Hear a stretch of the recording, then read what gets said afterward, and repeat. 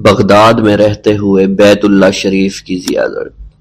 حضرت شیخ ابو صالح سے منقول ہے، حضرت شیخ ابو مدین مغربی نے مجھے حضور سیدنا غوث اعظم کی خدمت میں بغداد فقر کی تعلیم کے لیے بھیجا۔ آپ نے مجھے 20 دن تک اپنے خلوت خانہ کے دروازے پر بٹھائے رکھا اور 20 روز گزرنے کے بعد مجھے قبلہ رو ہونے کا حکم دیا۔ جب میں قبلہ رو ہو گیا، آپ نے فرمایا، اے ابو صالح اس طرف دیکھو۔ چنانچہ جب میں نے اس جانب دیکھا، آپ نے فرمایا، کیا دیکھ رہے ہو؟ میں نے عرض کیا، بیت اللہ شریف میری نظروں کے سامنے ہے۔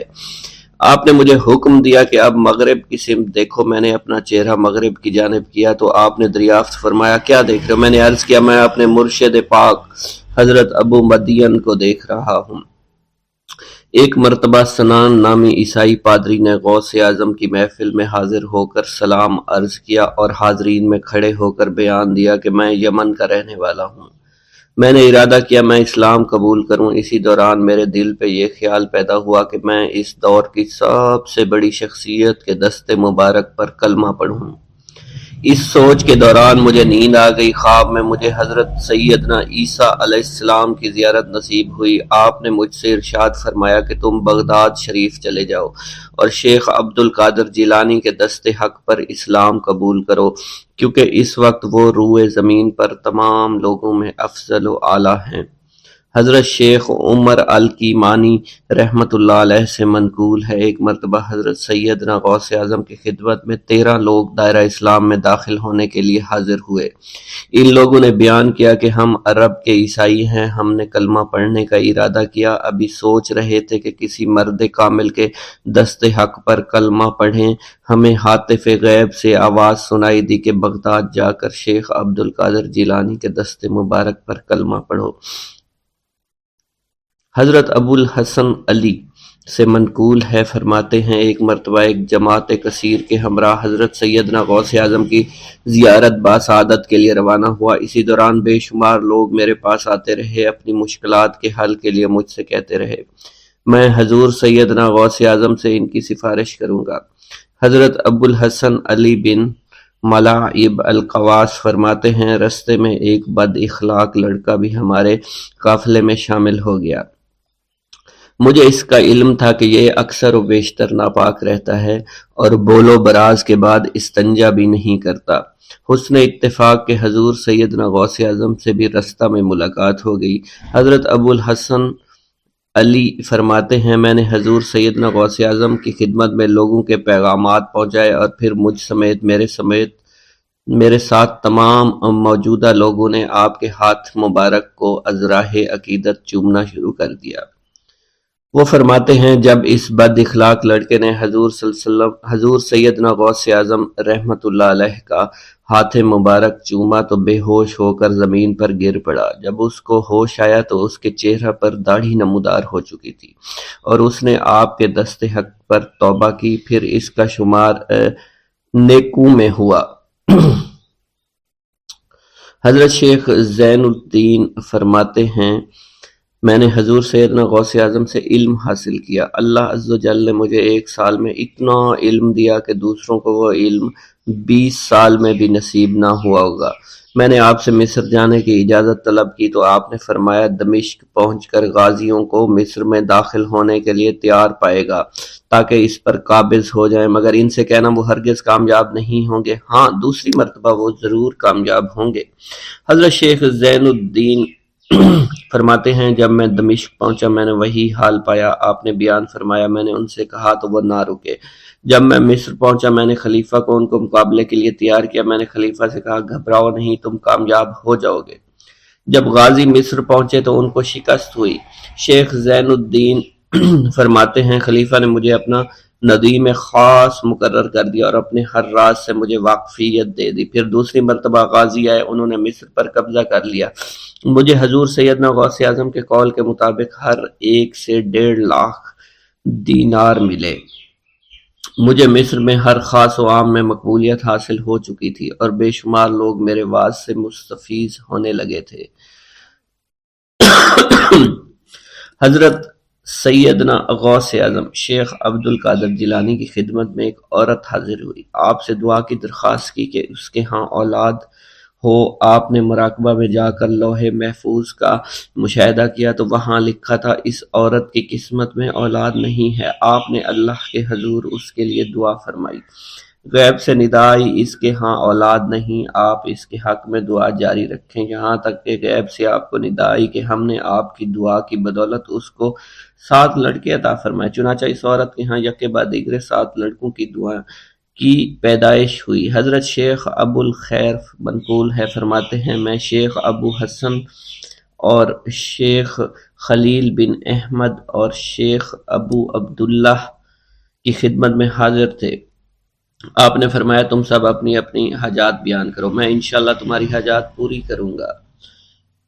شیخ ابو سعود نے کہا کہ میں ترک دنیا اختیار کرنا چاہتا ہوں۔ شیخ ابو قائد نے کہا میں مجاہدے کی قوت چاہتا ہوں۔ شیخ ابوالزاد نے کہا کہ میں خوف الہی چاہتا ہوں۔ شیخ فارسی نے کہا اللہ کے ساتھ میرا ایک حال ہے جسے میں کھو بیٹھا میں چاہتا ہوں کہ میرا وہ حال لوٹ آئے۔ شیخ جمیل نے کہا میں حفظ وقت چاہتا ہوں۔ شیخ عمر نے کہا کہ میں علم کی زیادتی چاہتا ہوں۔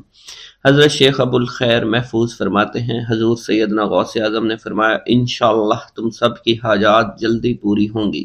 چنانچہ آپ کا قول پورا ہوا اور تمام لوگوں کی حاجات پوری ہوئیں ماں سوائے شیخ خلیل کے، کیونکہ حضرت شیخ خلیل نے قطبیت مانگی تھی جس کا ابھی وقت نہیں آیا تھا۔ حضرت ابو سعود فرماتے ہیں حضرت شیخ حماد دباس کی خدمت میں حاضر ہو کر عرض کیا حضور میں ملک شام کی جانب مال تجارت لے کر جانا چاہتا ہوں اور میرا یہ قافلہ تیار ہے، میرے پاس 700 دینار کا مال ہے۔ حضرت شیخ حماد دباس نے فرمایا اگر تم اس سال سفر کرو گے تو تم سفر میں ہی قتل کر دیے جاؤ گے اور تمہارا تمام مال و اسباب لوٹ لیا جائے گا۔ حضرت حماد باس کی بات سن کر وہ تاجر حضور سیدنا غوث اعظم کی خدمت میں حاضر ہوا اور حضرت حماد باس کی بات بیان کر دی۔ آپ نے فرمایا کہ تم سفر پر جاؤ میں تمہارا ضامن ہوں۔ آپ کا فرمان سن کر وہ سامان تجارت لے کر شام پہنچا۔ اپنا تمام مال فروخت کرنے کے بعد وہ تاجر اپنے کسی کام سے حلب گیا، وہاں ایک مقام پر اس نے 1000 دینار رکھ دیا اور حلب میں اپنی قیام گاہ پر واپس آ گیا۔ اس نے خواب میں دیکھا عرب بتوؤں نے ایک قافلہ لوٹا ہے، قافلہ کے کئی آدمیوں کو قتل کیا ہے جس میں وہ شامل ہے۔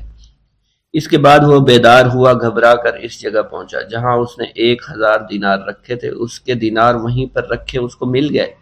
دینار لے کر واپس قیام گاہ پہنچا، بغداد شریف واپس جانے کی تیاری شروع کر دی۔ جب وہ تاجر بغداد شریف واپس پہنچا تو پہلے حضرت حماد باس کی خدمت میں حاضر ہوا تو آپ نے فرمایا کہ تم پہلے حضور سیدنا غوث اعظم کی خدمت میں حاضر ہوا، کیونکہ وہ محبوب سبحانی ہیں، انہوں نے اللہ کے حضور تمہارے لیے 70 مرتبہ دعا مانگی یہاں تک کہ تمہاری حقیقت کو خواب میں بدل دیا گیا۔ وہ تاجر آپ کی خدمت میں حاضر ہوا اور آپ نے حضرت حماد باس کی بات کی تصدیق کی۔ بھوک اللہ کے خزانوں میں سے ایک خزانہ ہے۔ حضرت شیخ ابو محمد فرماتے ہیں ایک روز میں حضور سیدنا غوث اعظم کی خدمت میں ایسی حالت میں حاضر ہوا کہ فاقہ سے تھا اور میرے اہل و عیال بھی کئی دنوں سے بھوکے تھے۔ میں نے آپ کی خدمت میں سلام عرض کیا تو آپ نے میری دلی کیفیت کو بھانپتے ہوئے فرمایا اے جونی، بھوک اللہ تعالیٰ کے خزانوں میں سے ایک خزانہ ہے اور اللہ عز و جل جس کو دوست رکھتا ہے اس کو فاقہ کی نعمت عطا فرما دیا کرتا ہے۔ حضرت شیخ زین الدین فرماتے ہیں ایک مرتبہ میں اور ایک میرا دوست حج کی ادائیگی کے بعد بغداد شریف آئے۔ بغداد شریف میں ہم کسی کو جانتے نہیں تھے اور ہمارے پاس صرف ایک قبضہ کمان تھی جسے فروخت کر کے ہم نے کچھ چاول خریدے اور انہیں پکایا۔ ہم ان چاولوں سے سیر نہ ہو سکے اور نہ ہی ہمیں کوئی لطف محسوس ہوا۔ بعد ازاں ہم حضور سیدنا غوث اعظم کی محفل میں حاضر ہوئے تو آپ کچھ کلام فرما رہے تھے۔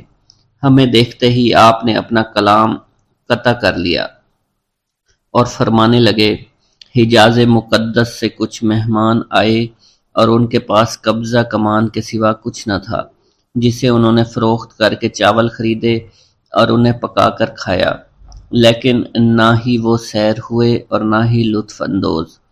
حضرت شیخ زین الدین ابو الحسن علی بن ابو طاہر ابراہیم انصاری فرماتے ہیں ہم نے جب حضور سیدنا غوث اعظم کا یہ کلام سنا تو ہم نہایت حیران ہوئے۔ محفل کے اختتام پر آپ نے دسترخوان بچھوایا۔ میں نے آہستگی سے اپنے دوست سے اس کی پسندیدہ چیز کے متعلق پوچھا تو اس نے کہا حلوہ کھانا چاہتا ہے، اور میرے دل میں اس وقت شہد کی خواہش پیدا ہوئی۔ ابھی یہ سب کچھ ہمارے دلوں میں ہی تھا کہ حضور سیدنا غوث اعظم نے اپنے خادمین کو حکم دیا جاؤ حلوہ شہد لے آؤ۔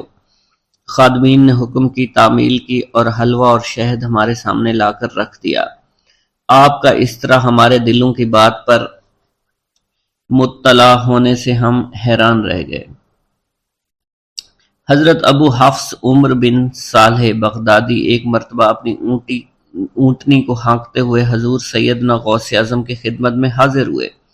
عرض کرنے لگے حضور میں حج کے لیے بیت اللہ شریف جانا چاہتا ہوں، مگر میری یہ اونٹنی میرا ساتھ دینے کے قابل نہیں ہے، اور فی الحال میرے پاس کوئی دوسری سواری بھی نہیں ہے۔ آپ نے اس اونٹنی کی پشت پر ہاتھ پھیرا۔ اس کے بعد حضرت ابو حفص عمر بن صالح بغدادی نے اس اونٹنی کو ایڑی لگائی تو وہ اونٹنی بیت اللہ شریف تک بھاگتی ہی چلی گئی اور کوئی دوسری سواری اس کے قریب نہیں پہنچ سکی۔ حضرت ابو حامد فرماتے ہیں میں ایک مرتبہ بغداد شریف میں حضور سیدنا غوث اعظم کی خدمت میں حاضر ہوا اور اپنا مصلی آپ کے نزدیک بچھا کر بیٹھ گیا۔ آپ نے مجھ سے فرمایا اے حامد تم عنقریب بادشاہوں کے دسترخوان پر بیٹھو گے۔ چنانچہ جب میں حران واپس پہنچا تو سلطان نور الدین زنگی نے مجھے اپنے پاس رہنے پر مجبور کر دیا اور مجھے اپنا مصاحب خاص مقرر کر دیا اور ناظم اوقاف مقرر فرمایا۔ حضرت شیخ ابو المظفر اسماعیل سے منقول ہے کہ ایک مرتبہ حضرت شیخ الہیتی بیمار ہو گئے۔ حضور سیدنا غوث اعظم ان کی عیادت کے لیے تشریف لائے۔ آپ نے ان کے نزدیک کھجور کے 2 درخت دیکھے جو 4 سال سے خشک تھے اور ان پر پھل نہیں آتا تھا۔ آپ نے ان درختوں کے نیچے بیٹھ کر وضو کیا اور 2 رکعت نماز ادا فرمائی۔ کچھ دن گزرنے کے بعد ان درختوں پر پھل لگ گئے اور وہ دوبارہ سے سرسبز و شاداب ہو گئے۔ جھولی کو میری بھر دو ورنہ کہے گی دنیا، ایسے سخی کا منگتا پھرتا ہے مارا مارا۔ مولانا عبد الرحمن جامی فرماتے ہیں حضور سیدنا غوث اعظم کا ایک مرید آپ کے ہمراہ مسجد کی جانب جا رہا تھا۔ جمعہ کا دن تھا۔ اس دن کسی بھی شخص نے آپ کو دیکھ کر نہ سلام کیا نہ ہی کچھ توجہ فرمائی۔ اس مرید کے دل میں خیال آیا کہ پہلے تو آپ جمعہ کی نماز کی ادائیگی کے لیے بڑی مشکل سے لوگوں کے ہجوم میں سے ہوتے ہوئے مسجد کی جانب تشریف لے جایا کرتے تھے، اور آج کوئی شخص بھی آپ کو سلام نہیں کر رہا ہے اور نہ آپ کے نزدیک آ رہا ہے۔ مولانا عبد الرحمن جامی فرماتے ہیں ابھی یہ خیال اس مرید کے دل میں ہی تھا کہ حضور سیدنا غوث اعظم نے مسکرا کر اس مرید کو دیکھا، پھر لوگوں کا ایک جمع غفیر اکٹھا ہو گیا اور ہر کوئی آپ سے سلام کرنے کا خواہش مند تھا، یہاں تک کہ اس مرید اور آپ کے درمیان ہجوم حائل ہو گیا۔ اس مرید کے دل میں یہ خیال آیا کہ یہ پہلا حال اچھا تھا جب میں اور آپ تنہا تھے۔ مولانا عبد الرحمن جامی فرماتے ہیں حضور سیدنا غوث اعظم شیخ عبد القادر جیلانی نے ایک مرتبہ پھر اس مرید کی دلی کیفیت کو بھانپتے ہوئے فرمایا تمہیں معلوم نہیں لوگوں کے دل میری مٹھی میں ہیں، میں انہیں چاہوں تو پھیر دوں، چاہوں تو اپنی جانب متوجہ کر لوں۔ ایک مرتبہ ایک عورت حضور سیدنا غوث اعظم کی خدمت میں بیٹے کو لے کر حاضر ہوئی۔ عرض کیا میرے اس بیٹے کو آپ سے دلی لگاؤ ہے، آپ اسے اپنی غلامی میں قبول فرما لیں، میں اللہ عز و جل اور آپ کی خاطر اپنے بیٹے پر اپنے حق کو معاف کرتی ہوں۔ آپ نے اس لڑکے کو قبول فرما لیا۔ چند روز بعد وہ عورت اپنے بیٹے سے ملنے کے لیے آئی تو وہ لڑکا آپ کے حکم سے مجاہدات میں مشغول تھا اور بے حد کمزور اور لاغر ہو چکا تھا۔ اس عورت نے جب آپ کو دیکھا تو آپ اس وقت مرغی کا گوشت کھا رہے تھے، آپ کے سامنے ہڈیاں پڑی ہوئی تھی۔ اس عورت نے آپ سے کہا کہ آپ خود تو مرغی کھاتے ہیں جبکہ میرا بیٹا سخت مجاہدات میں مشغول ہے۔ آپ نے اس عورت کی بات سننے کے بعد ہڈیوں کی جانب اشارہ کیا اور حکم دیا اللہ عز و جل کے حکم سے زندہ ہو جاؤ۔ آپ کا یہ فرمانا تھا کہ ان ہڈیوں سے ایک سالم مرغی زندہ کھڑی ہو گئی۔ آپ نے فرمایا کہ جب تیرا بیٹا اس منزل پر پہنچ جائے گا تو پھر جو چاہے گا کھائے گا۔ منقول ہے ایک مرتبہ حضور سیدنا غوث اعظم کو اللہ عز و جل کی جانب سے حکم ہوا کہ 700 مردوں اور 700 عورتوں کو واصل باللہ کریں۔ آپ نے اللہ کے اس فرمان کے مطابق مجمع عام میں نظر دوڑائی تو مجمع میں سے 700 مرد اور 700 عورتیں علیحدہ ہو گئیں۔ آپ نے ان پر نگاہ ولایت ڈالی تو وہ سب واصل اللہ ہو گئے۔ حضور سیدنا غوث اعظم مدینہ منورہ میں حضور نبی کریم کے روضہ مبارک پر حاضری دینے کے بعد باپیادہ بغداد شریف واپس تشریف لا رہے تھے۔ راستے میں ایک چور جو کہ ناکہ لگا کر کسی مسافر کا انتظار کر رہا تھا، اس نے آپ کو قریب آنے پر روک لیا۔ آپ نے اس چور سے دریافت کیا تم کون ہو؟ اس نے کہا دیہاتی ہوں۔ آپ کو بذریعہ کشف اس کی بدنیتی کی خبر ہو چکی تھی۔ اسی دوران اس چور کے دل میں خیال پیدا ہوا کہ یہ غوث اعظم ہوں گے۔ آپ نے اس کے دل کی بات کو بھانپتے ہوئے فرمایا کہ میں عبد القادر ہوں۔ چور نے جب آپ کی بات سنی فوراً قدموں میں گر پڑا اور معافی کا خواستگار ہوا۔ آپ کو اس کی حالت پر ترس آ گیا۔ آپ نے اللہ عز و جل کے حضور اس کے لیے دعا فرمائی تو ندائے غیبی سنائی دی، اے غوث اس چور کو سیدھے راستہ دکھاتے ہوئے کتب بنا دو۔ آپ نے اس چور کی جانب نگاہ دوڑائی تو آپ کے فیض روحانی سے کتب کے درجے پر وہ فائز ہو گیا۔ حضرت شیخ ابو عباس خضر بن عبداللہ بن یحییٰ حسینی فرماتے ہیں ایک مرتبہ میں نے خلیفہ ابو المظفر یوسف عباسی کو حضور سیدنا غوث اعظم شیخ عبد القادر جیلانی کی خدمت میں موجود پایا۔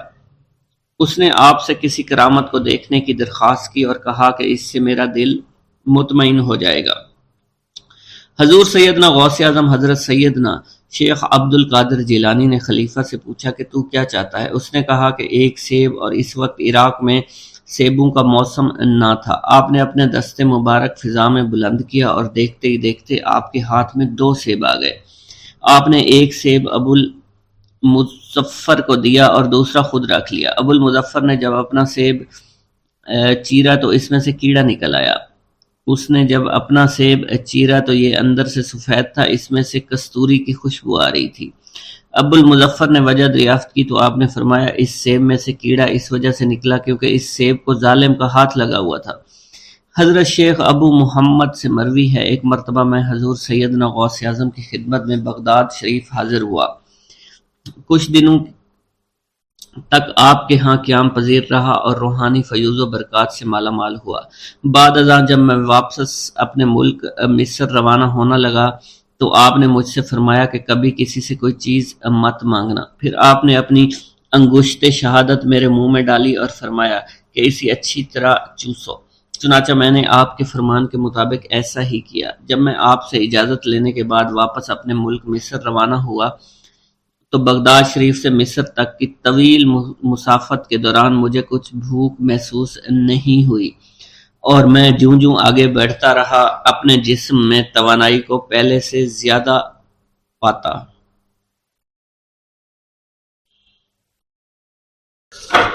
بسم اللہ الرحمن الرحیم۔ منقول ہے کہ حضور سیدنا غوث اعظم کے زمانہ میں ایک مقرب کی ولایت سلب کر لی گئی۔ سب چھوٹے بڑے اس کو حقارت کی نگاہ سے دیکھنے لگے۔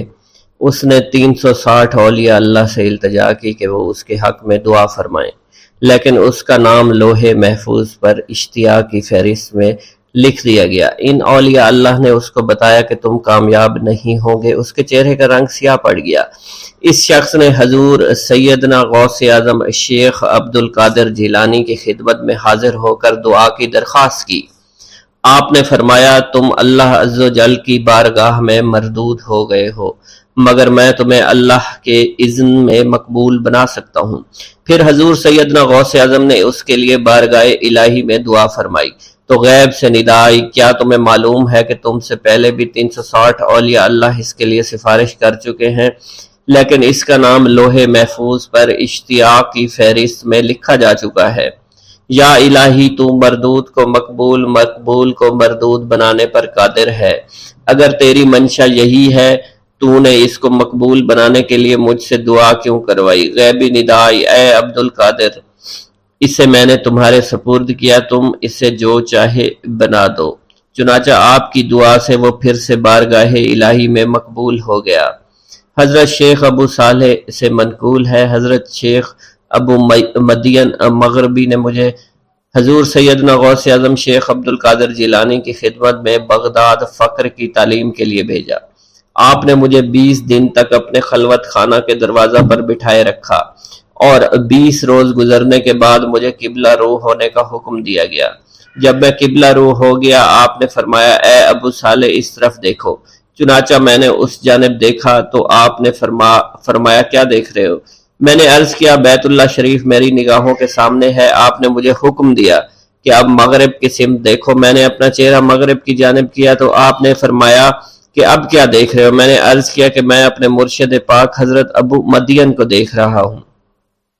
ایک مرتبہ سنان نامی عیسائی پادری نے حضور سیدنا غوث اعظم کی محفل میں حاضر ہو کر سلام عرض کیا۔ حاضرین کھڑے ہو کر بیان دیا کہ میں یمن کا رہنے والا ہوں، میں نے ارادہ کیا کہ میں اسلام قبول کروں گا۔ اسی دوران میرے دل میں خیال پیدا ہوا میں اس دور کی سب سے بہترین شخصیت کے دست مبارک پر کلمہ پڑھوں۔ اسی سوچ کے دوران مجھے نیند آ گئی۔ خواب میں مجھے حضور سیدنا عیسیٰ کی زیارت نصیب ہوئی۔ آپ علیہ السلام نے مجھ سے ارشاد فرمایا، بغداد چلے جاؤ، شیخ عبد القادر کے دست حق پر اسلام قبول کرو، کیونکہ اس وقت وہ روئے زمین پر تمام لوگوں میں افضل اور اعلیٰ ہیں۔ حضرت شیخ عمر الحکیمانی سے منقول ہے، ایک مرتبہ حضور سیدنا غوث اعظم کی خدمت میں 13 لوگ دائرہ اسلام میں داخل ہونے کے لیے حاضر ہوئے۔ ان لوگوں نے بیان کیا کہ ہم عرب کے عیسائی ہیں اور ہم نے کلمہ پڑھنے کا ارادہ کر لیا ہے۔ ابھی یہ سوچ ہی رہے تھے کہ کس مرد کامل کے دست حق پر کلمہ پڑھیں گے۔ ہمیں ہاتف غیب سے آواز سنائی دی کہ بغداد جا کر شیخ عبد القادر جیلانی کے دست مبارک پر کلمہ پڑھو۔ حضرت شیخ زین الدین ابو الحسن علی بن ابی طاہر سے مروی ہے، فرماتے ہیں میں نے حضور سیدنا غوث اعظم سے علم حاصل کیا۔ اللہ عز و جل نے مجھے 1 سال میں اتنا علم دیا کہ دوسروں کو وہ علم 20 سال میں بھی نصیب نہ ہوا ہوگا۔ میں نے آپ سے مصر جانے کی اجازت طلب کی۔ آپ نے فرمایا تو دمشق پہنچ کر غازیوں کو مصر میں داخل ہونے کے لیے تیار پائے گا تاکہ اس پر قبضہ ہو جائے، مگر ان سے کہنا کہ وہ ہرگز کامیاب نہ ہوں گے، ہاں دوسری مرتبہ وہ کامیاب ہو جائیں گے۔ حضرت شیخ زین الدین فرماتے ہیں جب میں دمشق پہنچا میں نے وہی حال پایا جو آپ نے بیان فرمایا تھا۔ میں نے ان سے کہا تو وہیں نہ رکے۔ جب میں مصر پہنچا تو میں نے خلیفہ کو ان کو مقابلے کے لیے تیار پایا۔ میں نے خلیفہ سے کہا گھبراؤ نہیں، کامیاب ہو جاؤ گے۔ وہ فرماتے ہیں خلیفہ نے مجھے اپنا ندیم خاص مقرر فرمایا اور اپنے ہر راز سے مجھے واقفیت دے دی۔ پھر دوسری مرتبہ غازی آئے، انہوں نے مصر پر قبضہ کر لیا۔ مجھے حضور سیدنا غوث کے قول کے مطابق ہر ایک سے 1.5 لاکھ دینار ملے۔ مجھے مصر میں ہر خاص و عام میں مقبولیت حاصل ہوئی اور بے شمار لوگ میرے واعظ سے مستفید ہونے لگے۔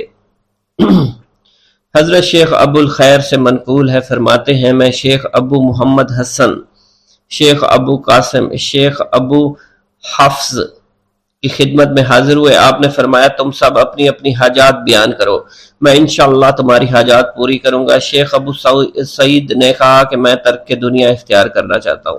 شیخ ابن قائد وانی نے کہا کہ مجھے مجاہدے کی قوت عطا کر دیجئے۔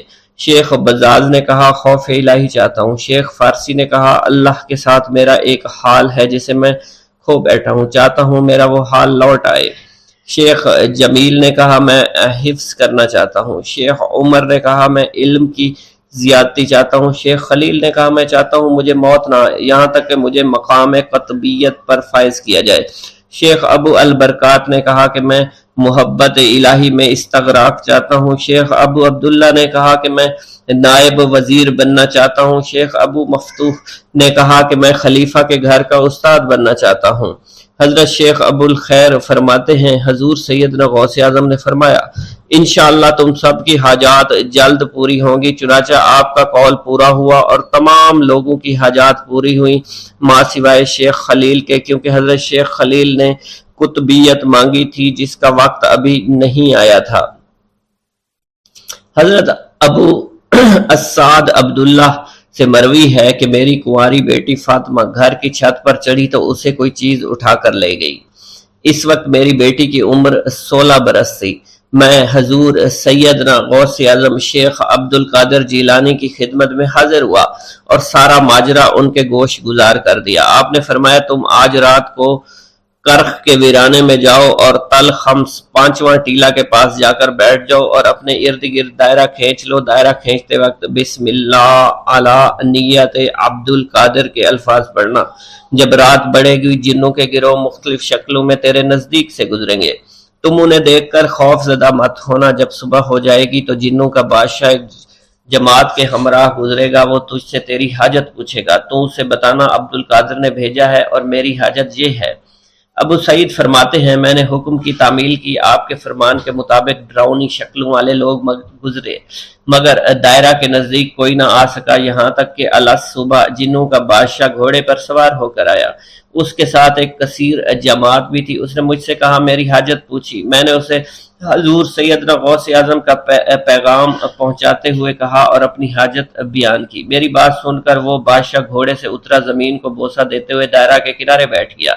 بادشاہ کے بیٹھتے ہوئی جماعت بھی بیٹھ گئی۔ پھر بادشاہ نے اپنی جماعت کے کچھ لوگوں کو حکم دیا جاؤ، جس نے یہ کام کیا ہے اسے میرے پاس لے کر آؤ۔ چنانچہ وہ لوگ ایک سرکش جن کو پکڑ لائے جس کے ساتھ میری بیٹی بھی تھی۔ جنوں کے بادشاہ سے کہا گیا کہ یہ ملک چین کے سرکش جنوں میں سے ہے۔ بادشاہ نے اس جن کو مخاطب کرتے ہوئے کہا کہ تمہیں قطب وقت کے قدموں کے نیچے سے لڑکی اٹھانے کی جرت کیوں کر پیش ہوئی؟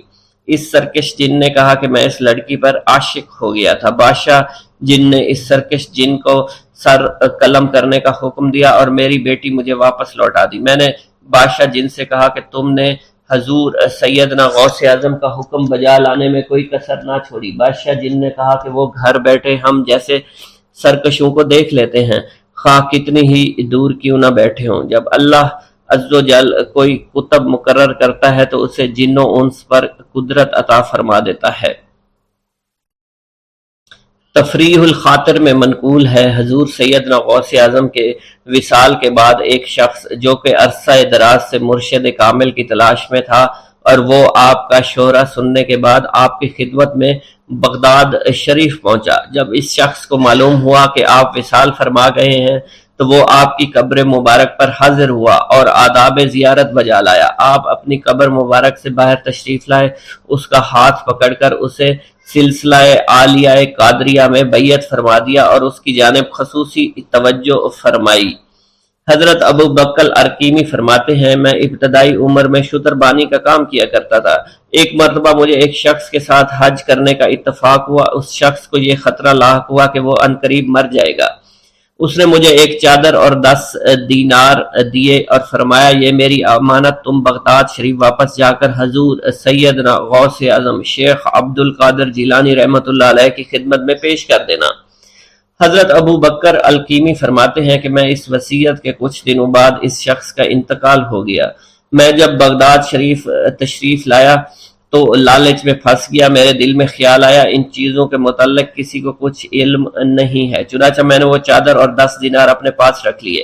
ایک دن میں بازار سے گزر رہا تھا، میری ملاقات حضور سیدنا غوث اعظم سے ہوئی۔ میں نے آپ کو سلام کیا، آپ نے میرا ہاتھ پکڑ کر فرمایا تم نے 10 دیناروں کے لیے بھی اللہ کا خوف نہیں کیا، میری امانت اپنے پاس رکھ لی اور میرے پاس اپنی آمد و رفت بھی ختم کر لی۔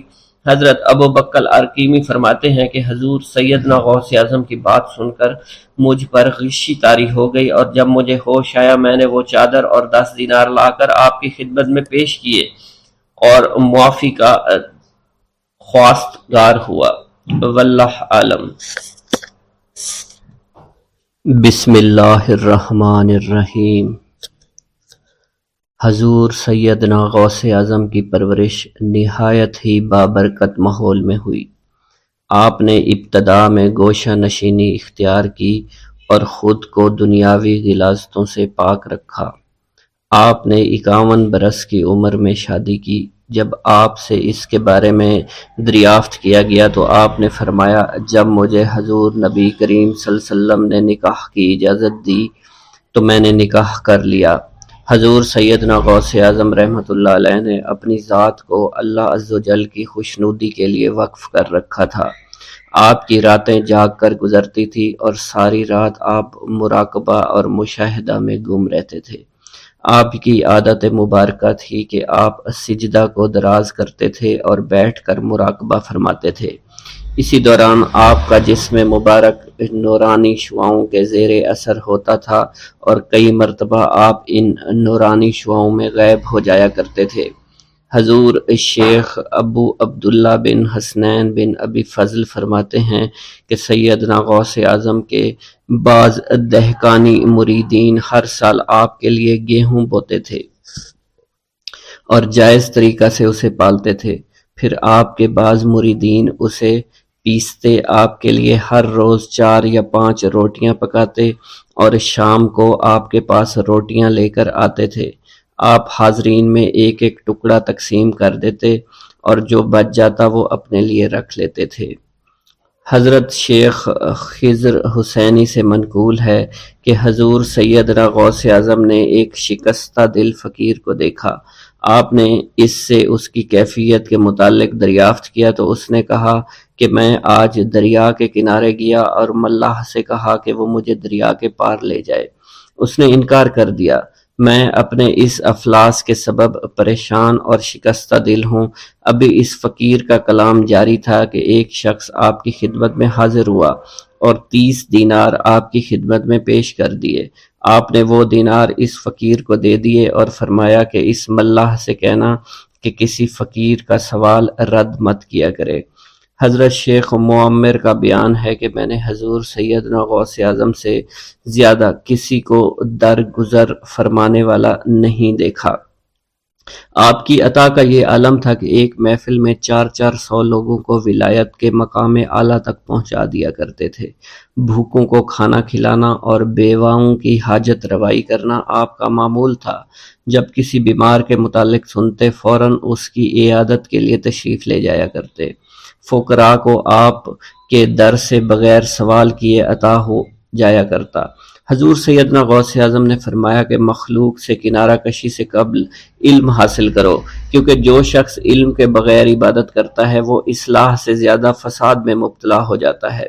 تمہیں چاہیے کہ شمع شریعت اپنے ہمراہ لے کر علم کی روشنی میں عمل کرو، پھر اللہ تعالیٰ تمہیں علم لدنی کا وارث بنا دے گا جس سے تم ناواقف ہو۔ تمہیں چاہیے کہ تمام اسباب و ذرائع سے تعلق منقطع کر کے رشتہ داروں اور احباب سے جدائی اختیار کر لو، تاکہ تم اپنے زہد کی وجہ سے اپنے قوت باطنی اور اپنے حسن ادب کا مشاہدہ کر سکو۔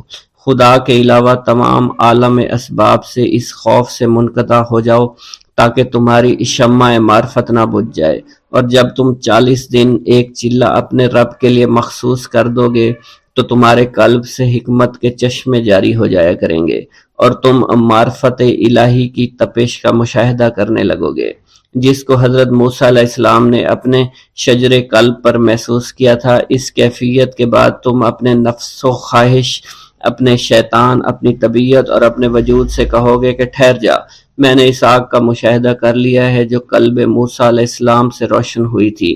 اس کے بعد تمہارے قلب میں باطن سے یہ آواز آنے لگی کہ میں ہی تمہارا رب ہوں، میری ہی عبادت کرو، میرے غیر کی اطاعت سے گریزاں ہو جاؤ، میرے سوا کسی سے تعلق مت رکھو، میری معرفت حاصل کر کے میرے غیر کو فراموش کر دو، غیر سے اعراض کر کے صرف میرے علم، میرے قرب، میرے ملک اور میری سلطنت کی جانب متوجہ رہو۔ جب تمہیں بقائے الہی حاصل ہو جائے تو تمہاری زبان پر اللہ تعالیٰ کا نام جاری ہو جائے گا اور تمہارے حجابات رفع ہو کر قلب سے کدورت زائل ہو جائے گی اور نفس کو مکمل سکون حاصل ہوگا۔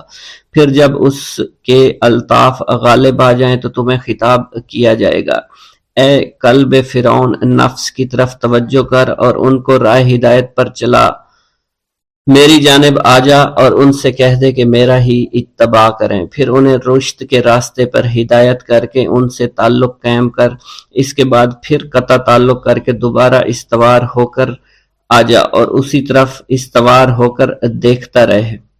حضرت شیخ معمر سے منقول ہے، فرماتے ہیں ایک مرتبہ میں حضور سیدنا غوث اعظم کی خدمت میں حاضر تھا۔ آپ بیٹھے کچھ لکھ رہے تھے، اسی دوران چھت سے 3 مرتبہ مٹی گری۔ چوتھی مرتبہ ایسا ہوا تو آپ نے جلال میں آ کر اس جگہ دیکھا جہاں سے مٹی گر رہی تھی۔ اسی دوران ایک چوہا اس جگہ سے نیچے گرا اور مر گیا، اور یہ چوہا ہی وہاں سے مٹی کو کھود رہا تھا۔ حضرت شیخ عمر بن مسعود فرماتے ہیں حضور سیدنا غوث اعظم فرما رہے تھے، اسی دوران ایک چڑیا نے آپ کی قمیص پر بیٹ کر دی۔ آپ نے جلالی نظروں سے چڑیا کو دیکھا، چڑیا اسی وقت نیچے گری، مر گئی۔ آپ نے وضو سے فارغ ہونے کے بعد قمیص کے اس حصے کو دھویا، پھر اپنی قمیص مبارک اتار کر مجھے دی اور فرمایا اس کو فروخت کر کے اس کی رقم کو خیرات کر دو، یہ اسی کا بدلہ ہے۔ منقول ہے حضور سیدنا غوث اعظم کے زمانہ میں ایک بہت ہی گناہگار شخص تھا، لیکن اس کے دل میں آپ سے بے پناہ محبت تھی۔ جب اس کے مرنے کے بعد اس کو دفن کیا گیا تو قبر میں منکر نکیر نے سوالات کیے، تو اس نے ہر سوال کے جواب میں شیخ عبدالقادر کہا۔ منکر نکیر نے اللہ کی بارگاہ میں اس کے جواب کو پیش کیا تو حکم ہوا اگرچہ یہ بندہ فاسقوں میں سے ہے، لیکن یہ میرے محبوب جو کہ صادقین میں سے ہیں ان سے محبت رکھتا ہے۔ ایک عورت اپنے لڑکے کو لے کر محبوب سبحانی، قطب ربانی، غوث سمدانی، شیخ عبدالقادر جیلانی کی بارگاہ پناہ میں لے کر آئی اور عرض کرنے لگی کہ حضور یہ بچہ آپ سے بہت عقیدت رکھتا ہے، اس لیے میں اسے آپ کے حوالے کرتی ہوں، آپ اسے اپنی غلامی میں قبول فرما لیجئے۔ آپ نے اسے قبول فرما کر چند دن مجاہدات کا حکم دیا۔ ایک دن لڑکے کی ماں اسے ملنے کے لیے آئی تو بھوک اور بیداری کے سبب اسے بہت کمزور پایا اور جو کی روٹی کھاتے دیکھا۔ پھر وہ عورت آپ کی خدمت میں آئی تو آپ کے سامنے مرغی کے گوشت کی ہڈیاں دیکھیں اور فوراً وہ بول پڑی کہ خود تو مرغی کا گوشت کھا رہے ہیں، میرے لڑکے کو جو کی روٹی کھلا رہے ہیں۔ یہ بات سن کر آپ نے ان ہڈیوں پر ہاتھ رکھ کر فرمایا کہ اس اللہ کے حکم سے کھڑی ہو جا، تو بوسیدہ ہڈیاں زندہ ہو گئیں اور وہ مرغی بن گئی اور وہ فوراً کھڑی ہوئی اور بولنے لگی۔ ایک بزرگ جس کا نام محمد قائد الادانی رحمۃ اللہ علیہ ہے نے بیان کیا ہے کہ ایک دن حضرت شیخ عبدالقادر جیلانی سرح نورانی وعظ فرما رہے تھے اور ہوا بہت تیز چل رہی تھی کہ ایک چیل چیختی ہوئی آپ کی مجلس پر سے گزری، جس سے حاضرین کی توجہ ہٹ گئی۔ آپ نے فرمایا اے ہوا اس چیل کا سر تن سے جدا کر دے۔ یہ فرمانا ہی تھا کہ چیل کا سر تن سے جدا ہو گیا۔ یہ دیکھ کر آپ ممبر سے اٹھے، چیل کو ایک ہاتھ میں پکڑ کر دوسرا ہاتھ اس پر پھیرا اور بسم اللہ الرحمن الرحیم پڑھا اور چیل اللہ کے حکم سے زندہ ہو کر اڑ گئی اور لوگ اس منظر کو دیکھ کر بہت مضطرب ہو گئے۔ ایک شخص جس کا نام معمر جراح تھا بتاتے ہیں کہ ایک دن محبوب سبحانی قطب یزدانی شیخ عبدالقادر جیلانی کی خدمت میں حاضر تھا۔ آپ کچھ تحریر فرما رہے تھے کہ مکان کی چھت سے مٹی گرنے لگی۔ دوبارہ دیکھا تو ایسا ہی ہوا۔ جب چوتھی بار ایسا ہوا تو آپ نے سر اٹھا کر اوپر دیکھا اور فرمایا کہ تیرا سر تن سے جدا ہو جائے۔ یہ فرمانے کی دیر تھی کہ ویسا ہی ہوا اور اس نظر کو دیکھ کر نہایت لوگ جو ہے مضطرب ہوئے۔ میں نے عرض کیا حضور آپ پریشان کیوں ہیں؟ آپ نے فرمایا میں ڈرتا ہوں اگر مسلمان سے مجھے ایذا پہنچے تو اس کا بھی حال ایسے ہی ہوگا جیسے اس چوہے کا ہوا۔ ایک بزرگ شیخ عمر مسعود نے بیان کیا ہے کہ حضرت شیخ عبدالقادر جیلانی سرح نورانی ایک دن وضو فرما رہے تھے، اسی اثنا میں ایک چڑیا نے آپ پر بیٹ کر دی۔ یہ چڑیا اسی وقت گرتے ہی مر گئی۔ اس وضو کے بعد اتنا حصہ کپڑا دھویا اور اتار کر مجھے دے دیا کہ اسے فروخت کر کے اس کی رقم غرباء میں تقسیم کر دو، یہ اس کا بدلہ ہے۔ ناظرین کرام آپ کو بتاتے چلیں کہ شیخ ربانی حضرت شیخ عبدالقادر جیلانی جو ہے بہت ہی قیمتی لباس زیب تن کیا کرتے تھے۔ یہ لباس جو ہے ریشم کے تاروں سے بنا ہوتا تھا اور بہت زیادہ قیمتی ہوتا تھا۔ جب اس واقعہ کے بعد اس لباس کو بازار میں تقسیم کیا گیا تو اس کے بہت زیادہ رقم وصول ہوئی جو کہ غربا میں تقسیم کر دی گئی۔ ایک بزرگ شیخ عبد القادر جیلانی رحمۃ اللہ علیہ کی خدمت میں حاضر ہو کر عرض کرنے لگے کہ حضور، میرے بچے کو 1.25 سال سے بخار کا عارضہ ہے، جو بڑھتا ہے نہ ہی گھٹتا ہے۔ آپ نے فرمایا تم اس بچے کے کان میں جا کر اس طرح کہہ دو، بخار دور ہو جائے گا کہ اے بخار، تجھے عبد القادر کہتا ہے کہ میرے بچے کو چھوڑ دو۔ آپ نے ایسا ہی کیا، بخار فوراً بچے کو چھوڑ کر وہاں سے چلا گیا اور اہل محلہ جو ہے وہ باقی لوگ بخار میں مبتلا ہو گئے۔ حضرت شیخ ابو الحسن علی قریشی رحمۃ اللہ علیہ نے بیان کیا ہے کہ ایک دفعہ میں اور شیخ ابو نصر حضرت شیخ عبد القادر جیلانی کی خدمت میں حاضر تھے۔ ابو غالب فضل نامی ایک تاجر آیا اور کہنے لگا کہ حضور، آپ کی دعوت کرنا چاہتا ہوں، قبول فرمائیے۔ آپ نے دعوت کو قبول فرما لیا اور خچر پر سوار ہو کر ابو غالب کے مکان پر تشریف لے گئے۔ وہاں بغداد کے کثیر التعداد علماء اور مشائخ موجود تھے۔ ابو غالب نے دسترخوان بچھایا اور قسم قسم کے کھانے رکھنے لگے۔ ایک بہت بڑا مٹکا بھی ساتھ لا کر رکھ دیا۔ محبوب سبحانی سر جھکا کے بیٹھے ہوئے تھے۔ آپ کی عظمت و ہیبت کی وجہ سے حاضرین پر سکوت کا عالم طاری تھا۔ آپ نے شیخ علی کو اشارہ فرمایا کہ اس مٹکے کو لا کر میرے پاس رکھ دو، اور ساتھ ہی مٹکے کو کھولنے کا حکم بھی صادر فرمایا۔ کھولا تو دیکھا کہ اس میں ایک مفلوج الحال نابینا لڑکا تھا۔ آپ نے لڑکے سے فرمایا، اللہ کے حکم سے تندرست ہو کر اٹھ کر کھڑا ہو جا۔ اسی وقت لڑکا بالکل تندرست ہو کر دوڑنے لگا۔ یہ دیکھ کر حاضرین عالم اضطراب میں ڈوب گئے اور چاروں طرف شور برپا ہو گیا۔ پھر آپ بغیر کھانا کھائے واپس تشریف لے آئے۔ ایک دن حضور غوث الثقلین شیخ ابو الحسن کی بیمار پرسی کے لیے ان کے گھر تشریف لائے۔ ایک کبوتری اور ایک قمری دیکھی۔ شیخ ابو الحسن نے بارگاہ غوثیت السمدانی میں عرض کیا، حضور، یہ کبوتری 6 ماہ سے انڈے نہیں دے رہی ہے۔ قمری نے 9 ماہ سے بولنا بند کر دیا ہے۔ آپ نے کبوتری سے مخاطب ہو کر فرمایا، اے کبوتری، اپنے مالک کو نفع پہنچا، اور قمری سے فرمایا کہ اپنے پیدا کرنے والے کی تسبیح کر۔ آپ کا یہ فرمانا تھا۔ قمری نے بولنا شروع کر دیا، کبوتری نے انڈے دینے شروع کر دیے، اور تمام حیاتی ایسا ہی کرتے رہی اور صحت یاب بھی رہی۔ حضرت شیخ ابو المظفر اسماعیل نے فرمایا، شیخ علی ابن ابی نصر جب بھی بیمار ہو جاتے وہ میرے باغ میں آتے۔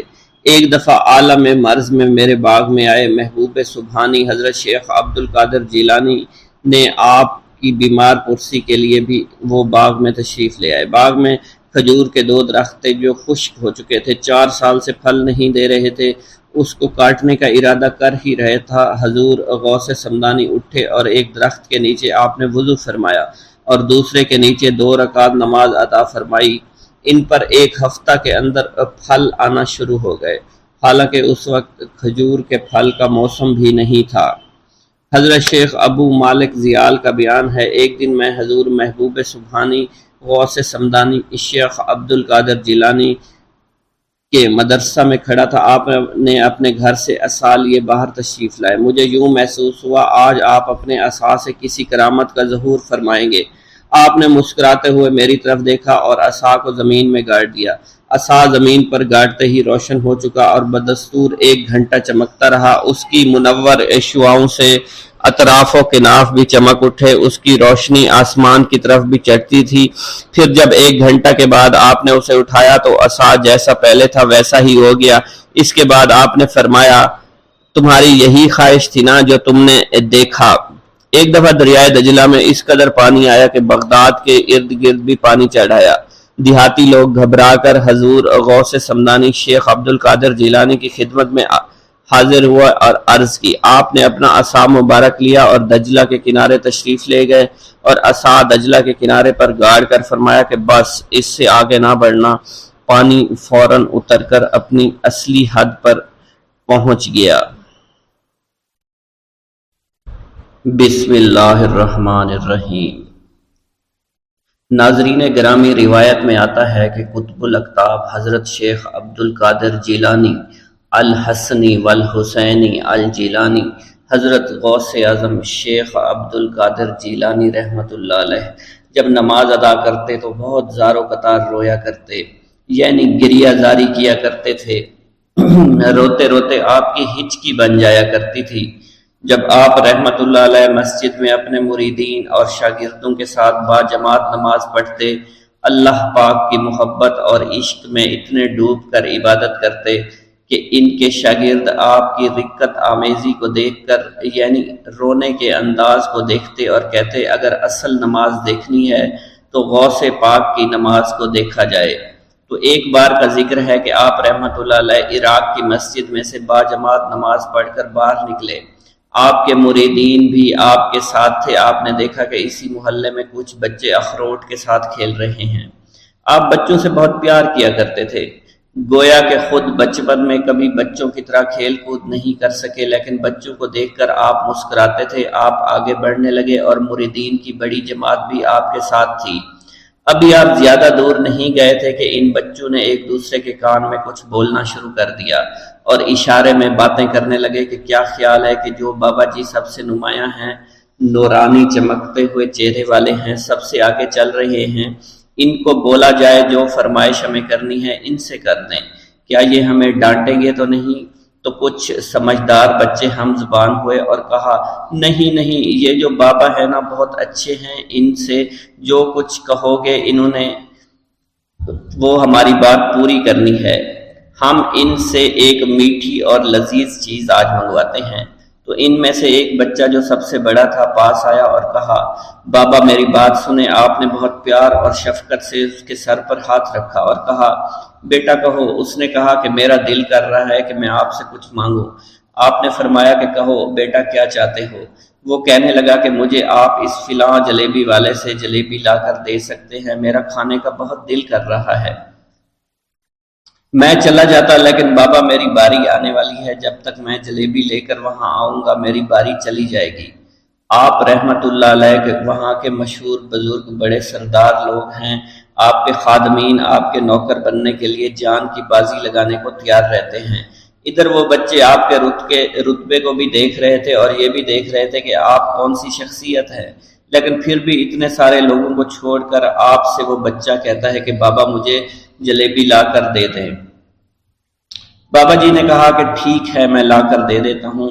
آپ کا ایک مرید آپ کے پاس آیا اور کہا حضرت آپ کیوں اس بات پر توجہ دے رہے ہیں، آپ اس بچے کی فرمائش پر جلیبی لا رہے ہیں؟ حضرت آپ پر میری جان قربان ہو، میں اس بچے کو جلیبی لا کر دے دیتا ہوں۔ آپ رحمت اللہ علیہ نے اسے اپنے ہاتھ کے اشارے سے منع فرمایا اور کہا اس نے مجھ سے کہا ہے نا تو میں ہی اس کی خواہش کو پورا کروں گا۔ پھر آپ رحمت اللہ علیہ اس جلیبی والے کے پاس تشریف لے گئے اور جلیبی والا کچھ دیر پہلے اداس بیٹھا ہوا تھا۔ آپ رحمت اللہ علیہ اس کی دکان میں تشریف لے گئے تو وہ خوشی خوشی سے جھومنے لگا۔ آپ رحمت اللہ علیہ نے اس جلیبی والے سے جلیبی لی، اس نے خوشی خوشی آپ رحمت اللہ علیہ کے ہاتھوں میں جلیبی تھما دی۔ وہ آدمی لگ بھگ 70 سال کا تھا، اس بڑھاپے میں بھی وہ کام کرنے پر مجبور تھا۔ اس کی آنکھوں میں آپ رحمت اللہ علیہ کو دیکھ کر آنکھوں سے آنسو آ گئے۔ اس نے روتے ہوئے کہا اللہ کا لاکھ لاکھ شکر ہے، اس نے میری دعا سن لی۔ آپ نے میری دکان میں قدم رکھے تو کئی دنوں سے آپ کے انتظار میں یہاں بیٹھا ہوا تھا۔ میں جانتا تھا کہ آپ ضرور میری دکان پر تشریف لائیں گے۔ آپ رحمت اللہ علیہ نے فرمایا تمہیں کیسے پتا تھا کہ میں تمہاری دکان پر آؤں گا؟ وہ کہنے لگا کہ حضرت عرصہ ہوا ہے، کئی مہینوں سے میرا کاروبار نہیں چل رہا تھا، میرا کاروبار دن بدن ٹھپ ہوتا جا رہا تھا، فاقوں تک کی نوبت آ گئی تھی۔ مجھے اپنی فکر نہیں تھی لیکن اپنے چھوٹے چھوٹے بچوں کی تھی۔ اس بڑھاپے میں اللہ تعالیٰ نے اولاد تو دی لیکن ان کو پالنے کا کوئی بندوبست نہیں ہو رہا تھا۔ میں نے اپنی اس پریشانی کا ذکر کسی سے کیا تو اس نے کہا کہ عراق کے ایک شہر میں چلے جاؤ، وہاں پر کوئی ایک فقیر ہے، اس سے دعا کراؤ، وہ جس کے لیے دعا کرتے ہیں اس کا کام بن جاتا ہے۔ میں اتنا پریشان تھا کہ اس آدمی کے کہنے پر اس فقیر سے ملنے چلا گیا۔ اس کی تلاش کر کے میں نے اس سے کہا تم میرے لیے دعا کرو تاکہ میرے کاروبار میں ترقی ہو جائے اور میرے رزق میں برکت ہو جائے اور تنگ دستی دور ہو جائے تاکہ میں بیوی بچوں کا پیٹ پال سکوں۔ فقیر مجھے دیکھ کر کہنے لگا کہ تم پیران پیر غوث اعظم دستگیر رحمت اللہ علیہ کو نہیں جانتے؟ میں نے کہا میں نہیں جانتا۔ وہ کہنے لگا حیرت ہے کہ تمہیں یہ پتہ نہیں کہ تم ان کو جانتے ہی نہیں کہ ولیوں کے سردار ہیں۔ میں تو بہت چھوٹا سا فقیر ہوں، میری دعاؤں میں اتنا اثر نہیں کہ وہ غوث اعظم رحمت اللہ علیہ ہیں، جس کے لیے بھی دعا کریں اس کا بیڑا پار ہو جایا کرتا ہے، اور جب اس دور میں غوث پاک رحمت اللہ علیہ خود موجود ہے تو پھر ہمارا کیا مقام ہوگا ان کی دعا کے آگے؟ ہماری دعا کچھ بھی نہیں ہے۔ میں نے کہا اگر یہ بات ہے کہ آپ سے بڑا کوئی بزرگ ہے تو مجھے بتائیے کہ غوث پاک رحمت اللہ علیہ مجھے کہاں ملیں گے اور میں کہاں جاؤں ان سے ملنے کے لیے؟ وہ کہنے لگا کہ وہ جیلان میں ہیں، تم ادھر جاؤ، ہماری کیا جرت کہ آپ کے لیے دعا کریں۔ آپ رحمت اللہ علیہ جس کے لیے بھی دعا فرماتے ہیں اس کا بیڑا پار ہو جاتا ہے، اور اس کو کہیں بول جانے کی ضرورت نہیں ہوتی۔ حضور جب اس فقیر نے مجھے یہ بات کہی تو فوراً جیلان شریف میں آ گیا، اور یہاں پر میں نے آپ کی تلاش شروع کی۔ آج دیکھیے آپ خود بخود میری دکان پر تشریف لائے ہیں، اب دیکھیے کہ آپ کے آنے سے کیسا نور میری دکان میں آ گیا ہے۔ حضور میرے حق میں دعا فرما دیجئے، اللہ پاک میری زندگی کو آسانیاں عطا فرمائے، مجھے اپنی بیوی اور بچوں کی بہت فکر ہے۔ آپ رحمت اللہ علیہ نے فرمایا پریشان ہونے کی ضرورت نہیں، اللہ تعالیٰ سب معاملات ٹھیک فرما دے گا۔ یہ کہہ کر آپ تشریف لے گئے، اس بچے کے پاس آئے اور اس کے ہاتھ میں جلیبی تھما دی۔ ابھی وہاں سے جانے والے تھے، دوسرا بچہ آیا، اس نے کہا کہ بابا آپ نے اسے تو جلیبی لا کر دی ہے، مجھے بھی لا کر دیں۔ آپ نے اس سے بھی تسلی دی اور کہا میں تمہیں بھی جلیبی لا کر دے دیتا ہوں بیٹا۔ یہ دیکھ کر مریدین بہت غصہ ہونے لگے اور کہا کہ حضور ہم اس بچے کو جلیبی لا کر دے دیتے ہیں، آپ کیوں زحمت کرتے ہیں؟ لیکن آپ نے فرمایا نہیں، یہ بچے مجھ سے کہہ رہے ہیں نا، میں ان کا نہیں ٹال سکتا۔ حضور آپ بہت مصروف شخصیت ہے، کیوں ان چھوٹے بچوں کی باتیں سن رہے ہیں؟ آپ نے ہاتھ کے اشارے سے انہیں روکا اور فرمایا اللہ تعالیٰ نے ہمیں جس کام کے لیے چنا ہے بس وہ کام ہی ہم کر رہے ہیں، تم لوگ اللہ پاک کی حکمت کو نہیں سمجھ رہے۔ پھر آپ جتنی بار وہ بچے آپ کو بھیجتے رہے، آپ رحمت اللہ علیہ ان کے لیے جلیبیاں لاتے رہے، حتیٰ کہ آخری بچے کو بھی آپ نے جلیبی لا کر دے دی اور وہ مزے سے کھانے لگے۔ جلیبی کھانے کے بعد وہ آپ کو دعائیں کرنے لگے اور کہا آپ بہت اچھے انسان ہیں، جیسا کہ آپ کے بارے میں ہم نے سنا تھا آپ ویسے ہی ہیں، آپ اخلاق کے بہت عمدہ ہیں، آپ کی سخاوت کے بارے میں ہم نے جتنا سن رکھا تھا آپ اتنے ہی سخی ہیں، ہم آپ سے بہت خوش ہوئے۔ آپ رحمت اللہ علیہ مسکرائے، بچوں کی خوشی دیکھ کر آپ کو دلی اطمینان ملا۔ اب ایک اور نماز کا وقت ہو رہا تھا، آپ نے مریدین سے کہا کہ چلو نماز پڑھنے کے لیے مسجد میں چلتے ہیں۔ وہ سب مل کر مسجد میں چلے گئے اور اللہ کی عبادت میں مصروف ہو گئے۔ ایک مرید عورت کا واقعہ۔ منقول ہے حضور سیدنا غوث اعظم کی ایک عورت مرید تھی جس پر ایک فاسق بدبخت عاشق ہو گیا۔ ایک دن وہ عورت رفع حاجت کے لیے نزدیکی پہاڑیوں کی ایک غار میں گئی تو اس فاسق بدبخت کو اس کی خبر ہو گئی۔ اس بدبخت نے اس غار میں جا کر اس عورت کو پکڑ لیا اور اس کی عزت لوٹنے کی کوشش کرنے لگا۔ اس عورت نے بآواز بلند آپ کو مدد کے لیے پکارا۔ آپ اس وقت اپنے مدرسہ میں وضو فرما رہے تھے۔ آپ نے اپنی کھڑاؤں کو اس غار کی سمت میں پھینکا، وہ کھڑائیں اس فاسق کے سر پر لگنا شروع ہو گئیں جس سے وہ بدبخت ہلاک ہو گیا۔ وہ عورت آپ کے کھڑائیں لے کر آپ کی خدمت میں حاضر ہوئی اور حاضرین محفل کے سامنے سارا ماجرا بیان کر دیا۔ ایک مرتبہ دریائے دجلہ میں سیلاب آ گیا۔ دریا کی طغیانی کی شدت کی وجہ سے لوگ پریشانی کے عالم میں حضور سیدنا غوث اعظم کی خدمت میں حاضر ہوئے۔ آپ نے اپنا عصا مبارک پکڑا اور دریائے دجلہ کے کنارے پہنچ کر عصا مبارک کو زمین میں گاڑ دیا اور فرمایا اے دریا بس رک جا۔ حضور سیدنا غوث اعظم شیخ عبد القادر جیلانی کا فرمانا تھا کہ دریا کی طغیانی کم ہونا شروع ہو گئی، جلوہ دکھا دیجئے، کلمہ پڑھا دیجئے، وقت رحلت آ گیا بغداد والے مرشد۔ حضور سیدنا غوث اعظم کی عمر مبارک 91 برس ہو چکی تھی۔ آپ نے اپنے گھر والوں کو اپنے وصال کی خبر دی تو سب کی آنکھوں سے آنسو جاری ہو گئے۔ آپ اب باقاعدہ علیل رہنے لگے تھے۔ آپ کی ذات بابرکات کا فیضان جس سے ایک عالم سیراب ہوا کرتا تھا اس کے جانے کا وقت آ چکا تھا۔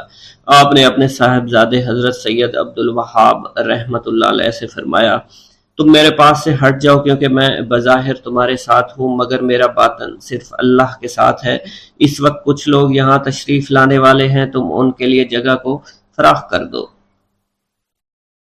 حضور سیدنا غوث اعظم کلمات کو سننے کے بعد بستر پر لیٹ گئے۔ آپ کی زبان مبارک سے ذیل کے کلمات جاری ہوئے، میں اللہ رب العزت سے مدد لیتا ہوں جس کے سوا کوئی عبادت کے لائق نہیں، جو زندہ ہے نہ اسے موت ہے نہ خوف پاک ہے، جو قدرت سے باعزت ہے، جو بندوں پر موت طاری کرنے پر قادر ہے، اس کے سوا کوئی عبادت کے لائق نہیں ہے، اور حضرت محمد صلی اللہ علیہ وسلم اس کے رسول ہیں۔ اس کے بعد حضور سیدنا غوث اعظم کی زبان مبارک سے اللہ اللہ کا ورد جاری ہو گیا اور اپنی جان آفریں کے سپرد کر دی۔ حضور سیدنا غوث اعظم کے صاحبزادے حضرت سید عبدالرزاق سید موسیٰ فرماتے ہیں کہ آپ بار بار ہاتھ مبارک کو بلند فرماتے اور زبان مبارک سے فرماتے، توبہ کرو اور صف میں شامل ہو جاؤ۔ پھر آپ کے پاس حق آیا اور موت کے آثار ہونا شروع ہو چکے تھے، اور یہ الفاظ جاری تھے، میں مدد چاہتا ہوں کلمہ کی، اللہ کی جو پاک و برتر ہے اور ایسا زندہ ہے جسے موت کا خوف نہیں، وہ اپنی قدرت کے ساتھ غالب ہے اور بندوں کو موت کے ساتھ مجبور کیا۔ پھر آپ نے اللہ عز و جل کی وحدانیت اور حضور نبی کریم صلی اللہ علیہ وسلم کی رسالت کی گواہی دی اور اللہ اللہ کا ورد بلند کر دیا، یہاں تک کہ آپ کی روح قفس اسری سے پرواز کر گئی۔ اِنَّ لِلَّهِ وَإِنَّا إِلَيْهِ راجعون۔